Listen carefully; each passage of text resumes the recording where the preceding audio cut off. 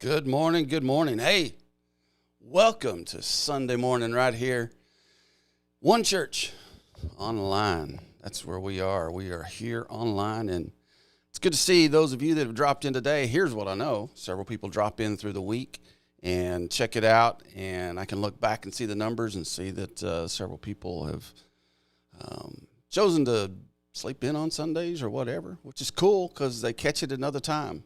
But I'm glad to see those of you that are online right now. Jay, Paul, thanks for getting up. Keisa, thanks for being here. Hey, so we've been in this series that we were talking about winning the battle in the mind. And the series was really kind of over, but I just want to tag into it. And so today, I'm going to talk about winning the battle in your mind and opening your heart. And Here's what I know. That for most of us, we have dreams, we have ambitions, we have things that we want to do in life. And it really doesn't matter how old we are or how young we are. There are things that we see out there that we still want to see come to life. So, for me, I'm in my mid-50s. There are dreams. There are things that I want to have come alive. And my boys that are younger, they're dreaming about their careers. I'm dreaming about my career going to a new level, to the next place. And maybe you're retired, but now your dreams are about your involvement with your grandkids or your great-grandkids or something like that. And you want to see the dreams happen in their life and the role that you play in that. So we all have dreams. And one of the things, as we were talking about this winning the battle in your mind, what I know in my experience is that there are times that I'll have dreams and those thoughts come in that I'm not good enough or I can't do that, or there's the imposter syndrome that we feel like we're putting on a front and people can see through the front that we're putting on when really we're living in our gifts and our strengths, and we feel like we're not capable and all these things. And so what we've been talking about for the last several weeks is this idea that we can take those thoughts captive. We can grab a hold of those thoughts and make them be obedient or subjective, or we can crush them with the truth that we know that God has something special for us. And that's kind of where I want to go today, is this idea that there are things that are deep inside of us that have yet to bloom. There are things that are deep inside of us that we've known are there. Maybe it's a dream we had a long time ago and it's still sitting there. And it's been so long that we start wondering if it's even possible for that dream, for that ambition, that opportunity to come to life. And those thoughts that cause that wondering are the thoughts that we need to capture. Remember the passage of scripture we read, Paul was saying that we have the ability through the dunamis, through the power of God, to capture thoughts. We talked about taking the head trash that gets built up out to the curb and leaving it and letting the trash man pick it up and take it away. And so here's where I want to go today, is that for me, and I just have to believe that you're like me, but for me, there are some things that have yet to come to life. And so I want to talk about that with you today. I came across an interesting thing. I don't know if you've probably heard this. Maybe you're more enlightened than I was, but I don't know. Have you ever been to Death Valley? Maybe you've had a trip out to the West Coast and you've driven through Death Valley. And I remember as a kid, our family making these annual treks from Arkansas to the West Coast. And several times we drove through Death Valley, and it is a desolate place. But there is a phenomenon that happens once in a while where Death Valley has a super bloom, where Death Valley comes alive. And as I thought about that, and the image that I have of Death Valley is this image that I have up now. It's dry, it's desolate, it's just there. And nothing grows. Nothing happens. It's one of the most desolate places on earth. Nothing happens, nothing grows, it's just dead. Now, I'm not sure that anybody would pay money for land in Death Valley, because what can you do with it? It's just there.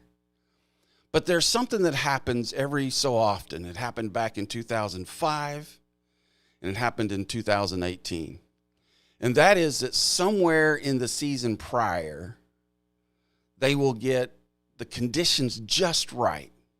Things will happen in just the right way, and the weather will come. And in 2005, I think they said it dropped like 7 inches of rain. And in it was actually in 2014 or 2004, the rain came and allowed things to happen and bloom to happen in 2005. And the same thing in 2017 into 2018.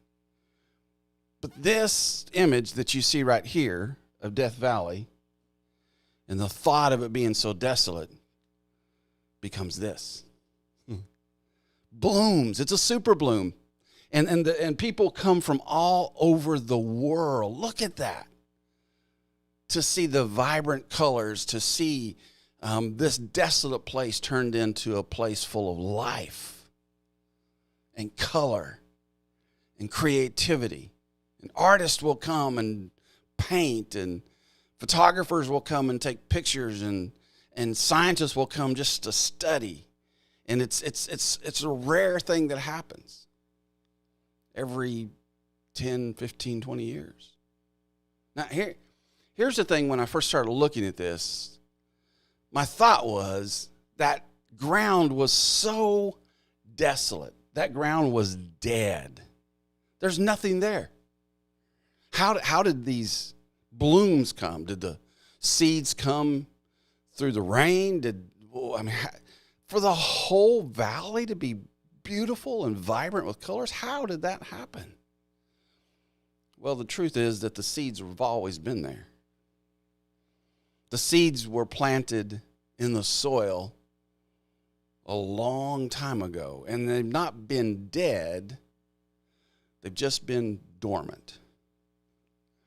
I don't know about you, but I've had some dormant times in my life. I've had some seasons in my life where it just seemed like nothing was going to happen good. There's nothing going to grow. Dreams that I had just seemed so far out there, and I felt like I was just maintaining. I was living, but I was just maintaining. But there was no super bloom going on in my life. But here's what I want us to understand. You see, the scriptures give us this idea that from the foundations of the world, God dreamed about you and knew about you and had plans for you and planted seeds of life in you. He did. And you may feel like I've wasted so much time. I've wasted so much energy. I haven't allowed this to happen. Here's what I want you to understand. That the seeds are there. They're still there. They're not dead. They haven't dried up. They're just dormant. They're just waiting for the right conditions to grow. Just with the super bloom. It was just the right conditions. The rain had to come at just the right time and just the right amount of rain, and it had to fall at the beginning of the season prior, and it had to make the soil ready, and it had to allow the seeds to germinate and put enough moisture in the soil for all that to happen, and everything had to be just right. Here's what I know, is that I serve a just right God. I serve a God that has planted seeds in me and in you. And he's just waiting for the conditions to be right, because life is inevitable. He's just waiting for you to put yourself in that position to where he can do what he does. See, the scriptures say that some people plant, some till, but God is the one that brings the increase. And this is multifaceted, because as I think about this, I'm thinking about seeds that I have planted in other people's lives. You see, my life is about other people. That's just who I am. My life is about helping and serving and giving to other people. That's where I find my fulfillment. That's where I find my joy. And I've looked around, and there are people even now that I have planted seeds in their life, and I look back and I wonder, why, God, haven't you done something with that? Well, he's just waiting for the conditions to be right. So there's seeds that we've planted in other people's lives. There's seeds that God has planted in our life. There's seeds that he's planted, I've planted, and I believe in partnership with God in the life of my boys. And I'm just waiting for the conditions to be right, for the thing that needs to happen in the soil, and for the seeds to begin to grow, and for the life to begin to happen. And for you, maybe these seeds of possibilities that's in your life are seeds of relationships. Maybe there's people that you're estranged from that you want to be in connection with, and you've planted some seeds, but it just doesn't seem like it's working. So the tendency is for us to let the thoughts come in that it's never going to work, and then it overwhelms us. And if we can take those thoughts captive and get rid of them, we put ourselves in a position once again for God to do the cool stuff that he does and cause the super blooms. Maybe it's a business. I know for me, I've got a business that I'm trying to grow, and there's times that I feel like I'm planting seeds. You say, well, Noble, that's not spiritual. Yeah, it is. Because some of these seeds that I'm planting in people's lives, when I go into business coaching relationships with people, I end up being somebody that shares God's love with them. Two of my best clients right now talk about the growth that they've had in their life as much spiritually, even though that's not my focus, and even though I don't go in pushing that, they talk about their whole worldview changing because of our coaching. And so I look and I see people's lives that I've planted seeds in for business. And the other thing that happens is the more successful I am in business, the more I can give. I don't know what it is for you. Maybe it's relationships with family or friends. Maybe it's some sort of serving ministry that you want to do, need to do. Maybe it's relationships, seeds that you're planting in your grandkids and your great-grandkids. Maybe it's a ministry you dream of planting, but it's there. And if we can continue to win the battle in our mind, that's the first part of making the conditions right. And then real quickly, I want to talk about two other parts of the condition, and it has to do with our heart. Because I think if we get our mind right and our heart right, then the conditions become right. And then God's timing. And the thing is, we've got to keep ourselves in that position. So I think the first thing we have to do is have a humble heart. And that's about reliance upon God. That's about relying on him. Because humility comes from us just knowing that it's not about us, that it's about him and it's about the people that he loves. The scriptures give us this idea that God rejects, he pushes away a proud heart. So I want to encourage you to keep yourself, allow the thoughts of God to come into your life and nurse you to the point that you have that open heart, that humble heart before him, to where you're always knowing that anything that happens is because of him.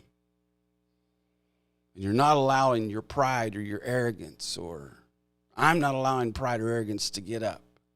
You see, even that part sometimes of being impatient because God hasn't done what we thought he should have done by now, that's not the signs of a humble heart.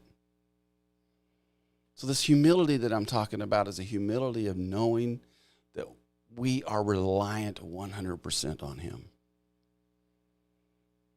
And then the open heart is the second one. So we have to have our mind in the right place. We have to have a humble heart and an open heart. And when I talk about an open heart, what I'm talking about is being a heart that says, God, first of all, do in me what you got to do to help me get the conditions right. Because I know, here's what I know. For me, there are still things that I think he's working on in me to make the conditions right for some of these dreams, these seeds to come to life that I've been a part of planting. I think there's things inside of me that he's still trying to draw out. I'm sure it's hard for you to believe, but there's still some hardness in here sometimes. There's still some feelings about things and other people that shouldn't be there. And the only way that's going to be gone is when I open my heart up to him and allow him to do inside of me what he wants to do. So this is short today. This has not been as long as some of them have been, but here's the point. I think for you and for me, there are some seeds that he has planted. There are some seeds that we have planted. And we tend to grow weary. We tend to start to doubt. We tend to let things come and we start trying to sometimes solve it on our own instead of waiting on him. So today, what I just wanted to do was encourage you. As we wrap up the season of talking about winning the war in our mind, that we realize that once we've won that war in our mind, we've got to continue to have an open and humble heart and allow God to do inside of us what he wants to do so that he can cause the conditions to be just right for things to bloom in our life. And here's the thing, that humbleness of our heart, once things do bloom, we're in a place and a position to give him the honor for it because we know we didn't do it. So that's what I had for today. Let's pray. Father, thank you today. God, I just ask that you help us as we look out and we see sometimes what appears to be Death Valley. Nothing happening that we want to happen. No life growing. No newness coming to fruition around us. And if we can just allow ourselves to consider what happens in the super bloom in Death Valley every few years, that when the conditions are right, the seeds have been there and they're ready. And like us right now, there are seeds in us. There are seeds that we've planted. And I just ask that you help us to stay in the right position so that when the conditions are right, we have that open and humble heart and we have a mind of Christ so that you can do through us and around us and in us the things that you desire to do. Father, thank you. Thank you. Hey, thanks again for joining today. I look and I see Keesa's here. Miss Debbie joined us today. Marla's here. Thanks for taking the time out to jump on here today. And I want you to know there are things that God desires to do in your life that you've not even aware of. But then there are things that you're aware of that you've been wondering about. Just go look it up a little bit and study about the super bloom and think about how that applies to you spiritually and in your businesses and in your relationships, and let God do what he desires to do. Hey guys, I love you. Take care. We'll see you next weekend.